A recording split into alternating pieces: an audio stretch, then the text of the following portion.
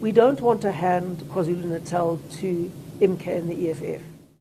The people of KwaZulu-Natal can be thrown to the dogs. Athelwe ngamachaphazelo amaqembu lomkhonto wesizwe kanye neqembu le-EFF ngesikhathi umama Helen Zille weqembu le-DA echazela imedia ukuthi ke kungani lingamenyezelwe ikhabhinethi lase-Gauteng. Angiqale nje kubingelele ngwamkelele channel Masweti Mina Production, mina igama lami ngumxolisi Mfana kaDlomo. Mangabe ke uyaqala ukufika kule channel ngicela ukuthi ungizele iqiniso ukuthi subscribe maqedwe bale video, ushawa like bese ke uyakhomenta kulolu daba namhlanje. Wengenza kwethu tabengeze ngalo ke njengamanje luthi ke zilokhu zinethe njalo kubaholi bamaqembu lomkhonto wesizwe okungumnumzane Jacob Zuma kanye nomholi weqembu le-EFF okungumnumzane Julius Silo Malema, njengoba ke njengamanje umama Helen Zille esebabize ngezinja uqobo lwazo, esebizeke lamaqembu ngezinja, ethi ke uma kungathiwa okanye ethi ubengakwazi ukusabisa i-ANC ngokuthi uma engavuma ukubanikeza lezi hlala abayifuna eGauteng bazoyishiya kulomshado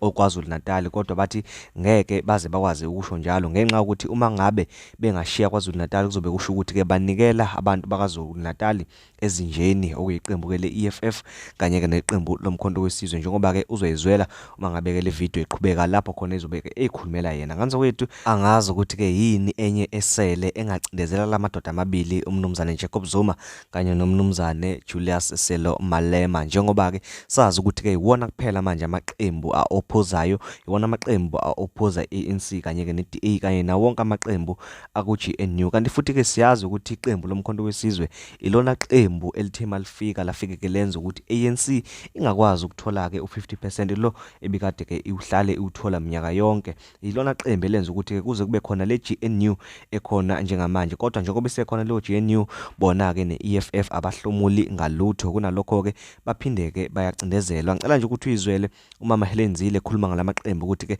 uyibeke kanjani lenkulumo abantu ke bayithatha njengokwedelela.